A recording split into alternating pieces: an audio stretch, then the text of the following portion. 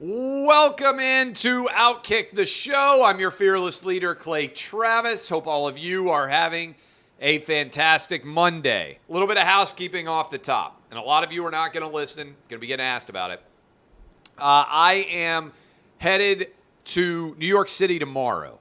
Right after the show ends, I will be on a flight to New York City, hopefully, although I'm going to talk about plane travel and how much of a disaster it is this summer right now. I'm going to play in the Live Tour this week, the Bedminster event. Should have a lot of fun up there. I think that President Trump's going to come on the radio show Friday from Bedminster. So we're going to have a big week of activities with the Clay and Buck Show. Be doing a lot of television, but I'm not going to be home here to do Outkick the Show. So this is the only time I'm going to do the show. Next week, I'm headed up to Michigan. Going to be on vacation, Michigan in the summer, up by the Upper Peninsula, northern Michigan. It's absolutely phenomenal. So I will not be doing shows then.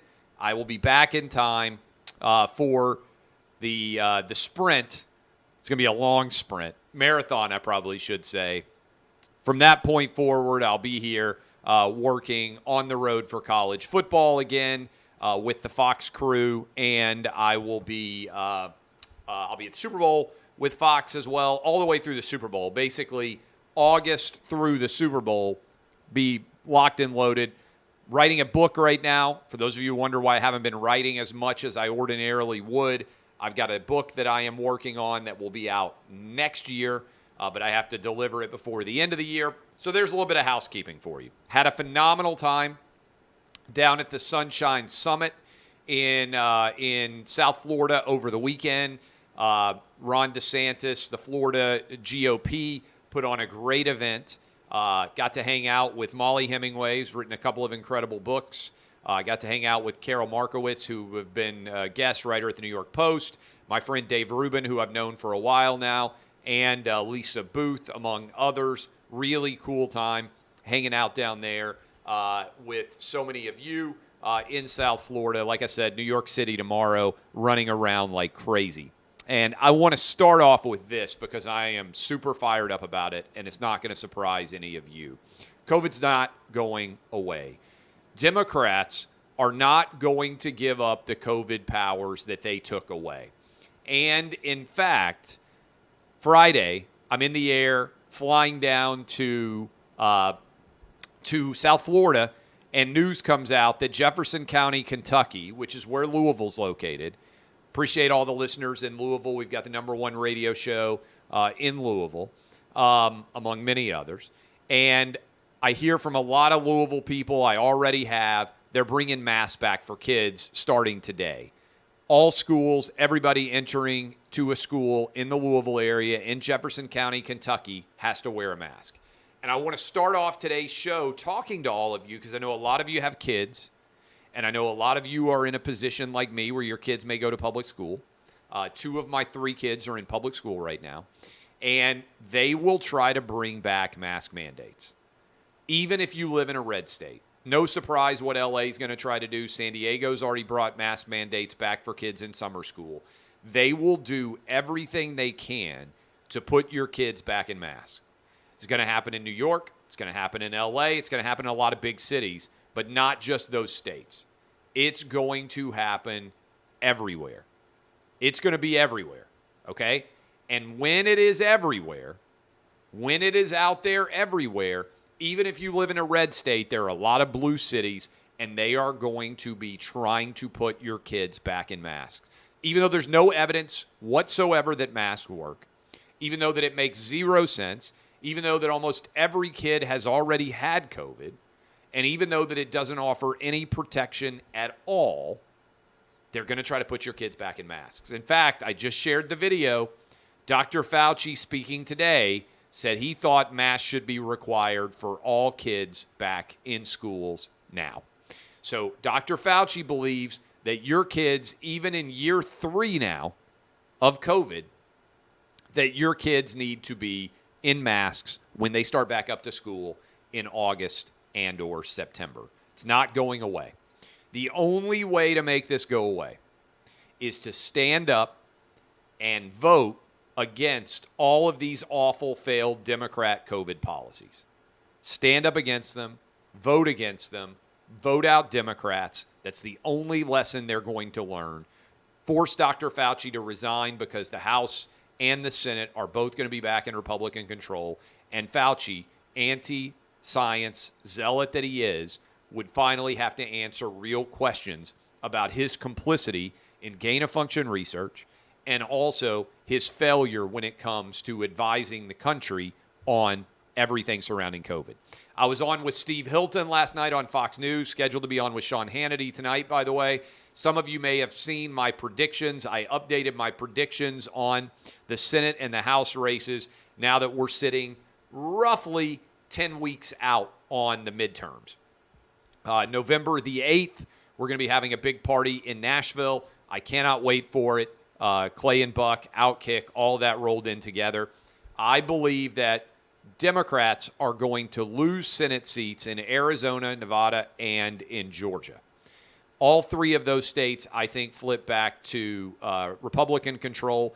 I think that clearly Republicans are going to take control of the House, and I'm sticking with right at a 25-seat pickup in the House, given the fact that Republicans picked up a decent amount of seats in the 2020 election and almost took back the House.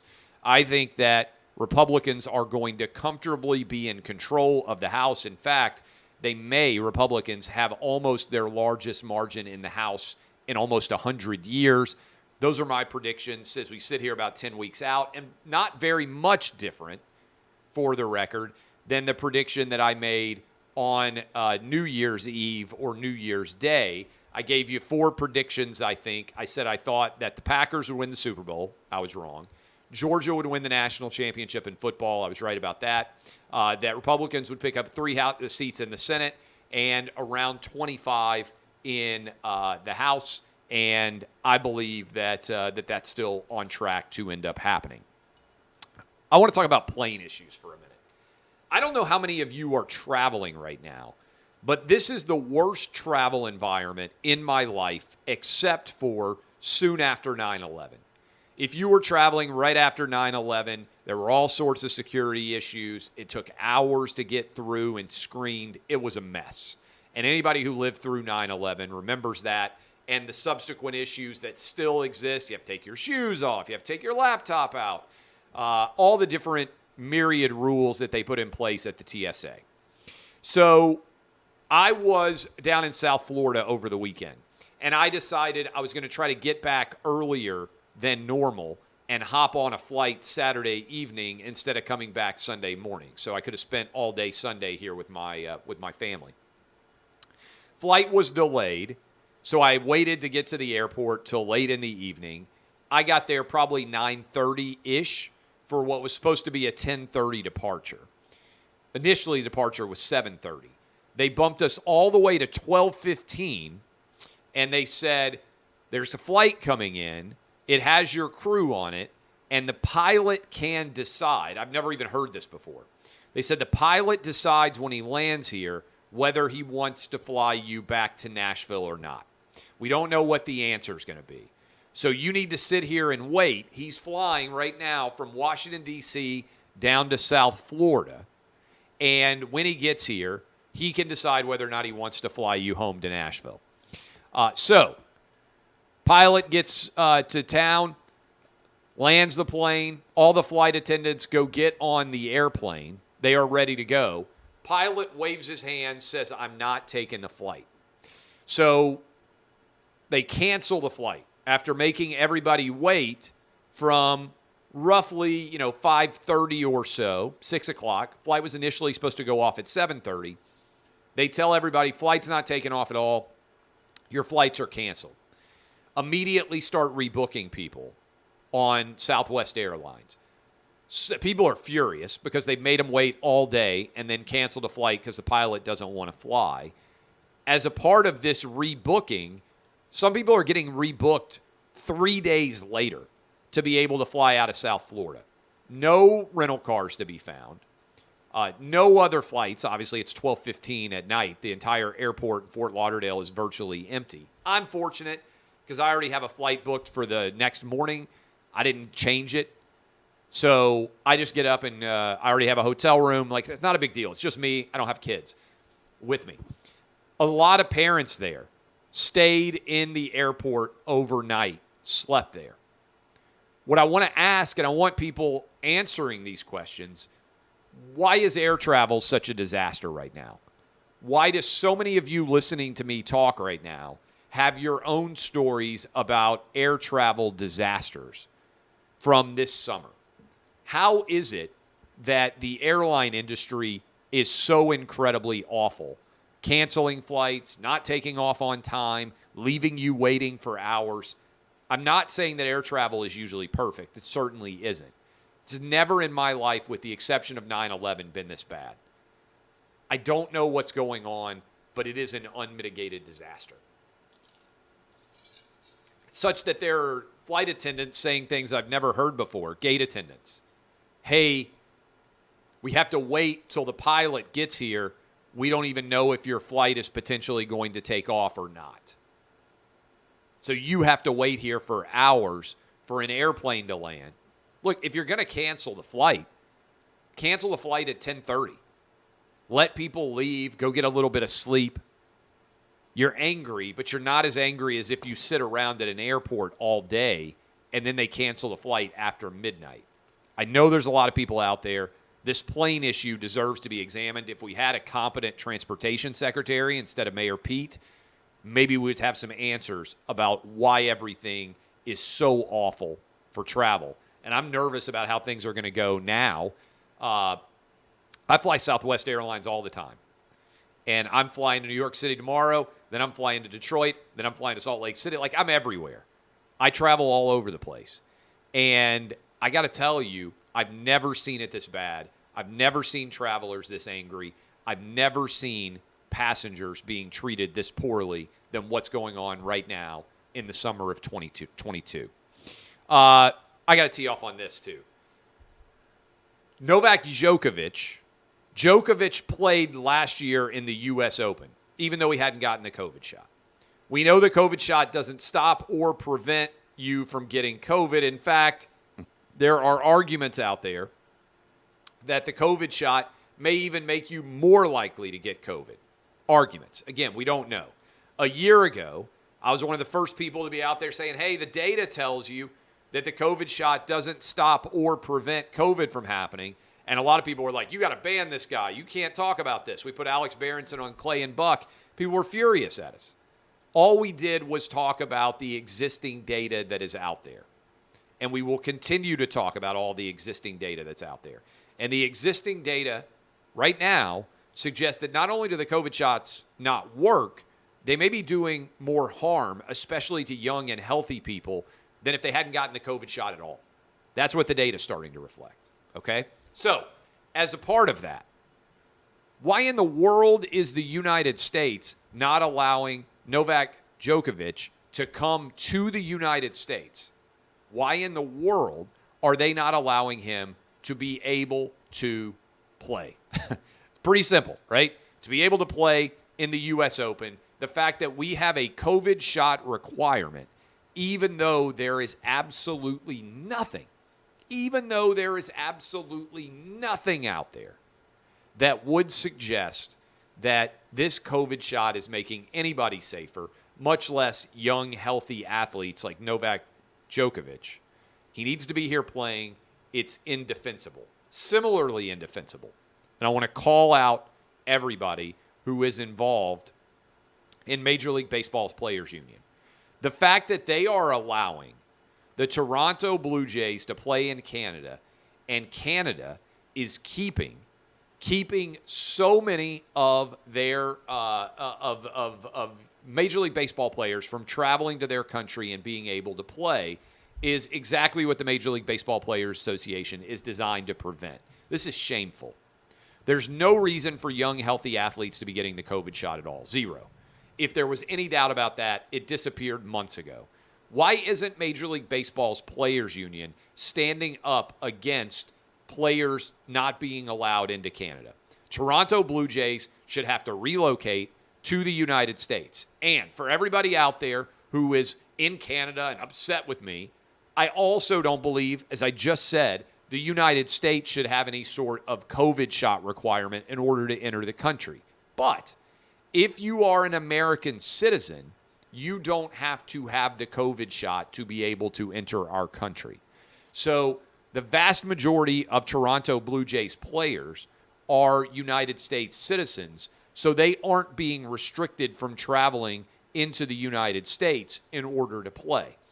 Only Canada is benefiting from this. And right now the Blue Jays are potentially going to make the playoffs. The Major League Baseball Players Union needs to stand up against this being able to continue, and every Major League Baseball player should be able to play in every game all season long, whether they got the COVID shot or not. That has to happen. It must happen beyond a shadow of a doubt. The Major League Baseball Players Union should be ashamed of what they have done in this scenario. Last 10 recessions have all consisted of one easy marker. A recession is typically defined as when GDP declines for 2 consecutive quarters. That is, quarter 1, United States GDP was down.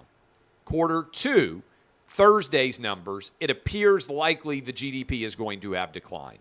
That is historically a recession. In fact, and I shared this on Twitter, and I want to make sure I get it right, this scenario is at play, is significant, and deserves a substantial amount of attention. Michael Strain, out of the past 10 times the U.S. economy has experienced 2 consecutive quarters of negative economic growth. How many times was a recession officially declared? This goes all the way back to the 1950s.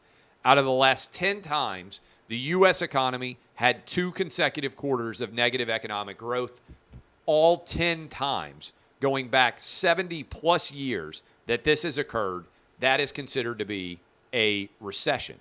Well, over the weekend, the White House defined recession differently. The White House is already telling you that men can get pregnant. It's redefining what a man and a woman is. It's changing the definition of things. Told you what a vaccine was. Remember, a vaccine used to prevent you from getting or spreading the shot. Now a COVID vaccine is defined as a vaccine, even though it doesn't do either of those things. Well, now they're redefining what a recession is. While some maintain, I'm reading from the White House website, while some maintain 2 consecutive quarters of falling real GDP constitute a recession, that is neither the official definition nor the way economists evaluate the state of the business cycle. They say, based on this data, and again, White House official website, it is unlikely the decline in GDP in the first quarter, even if followed by another GDP decline in the second quarter, indicates a recession. Unlikely? Or all the way back since 1950, has it 100% indicated a recession is going on? Again, they are changing the definition of recession right now on the fly. I went out yesterday and I golfed for the first time since February of 2021. What is that, like 18 months? I'd barely golfed in the entire Biden administration. I couldn't afford to.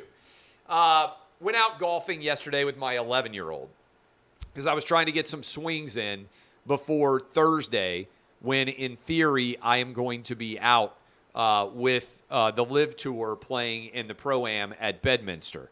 Hit the ball decently. I mean, decently for me. If I can perform at the level that I did on Sunday, on Thursday, I will avoid being a complete and total disaster. But I'm not going to lie to you guys. I am nervous about that opening tee box, and I'm also nervous about my performance overall when it comes to the Live Tour. So we'll see exactly how all of this ends up shaking out. I want to give congrats and also say best wishes. Let me give you an example of what I'm talking about here. On Friday, Vince McMahon officially stepped down, I believe at the age of 76, as CEO of the WWE. WWE is a wildly successful business. that the McMahon family built from nothing. I grew up a big fan of wrestling. My kids are fans of wrestling. I think they have done a phenomenal job of putting on an incredibly entertaining product. And now that Vince McMahon is out, there are now co-CEOs, Stephanie McMahon, his daughter, and Nick Khan. I know Nick very well. He repped me for years at CAA. He is now the co-CEO of WWE. I am a WWE shareholder. Nick did a phenomenal job handling the SEC's rights. He's previously sold the WWE rights for big money. He is going to be, alongside of Stephanie McMahon, a fantastic CEO, co-CEOs for WWE. They are going to do phenomenally well. I know there's going to be a lot of interest, and I say this as a longtime WWE shareholder. I know there's going to be a lot of interest in somebody buying this company. I think somebody is going to buy the company, whether it's Comcast, whether it's Fox, whether it's Netflix, whether it's Amazon. A lot of different companies are going to be lining up, maybe Disney, somebody, maybe Endeavor. Somebody out there is going to make a play to buy this company, and I think they are going to be. If you're a shareholder, I think you're going to be richly rewarded here. Stock price is, let's see what it's doing right now, 30 minutes left in the trading day. Been a rough day a little bit for stocks, and WWE is up. It was up nearly $5 earlier in the day. It's up over $5. Big gain, over $70 a share. You're going to be richly rewarded, I think, eventually if you own WWE stock, which is why I own WWE stock. I appreciate all of you watching this. Appreciate all of you who are subscribing to this program, also subscribing to the Clay and Buck Show.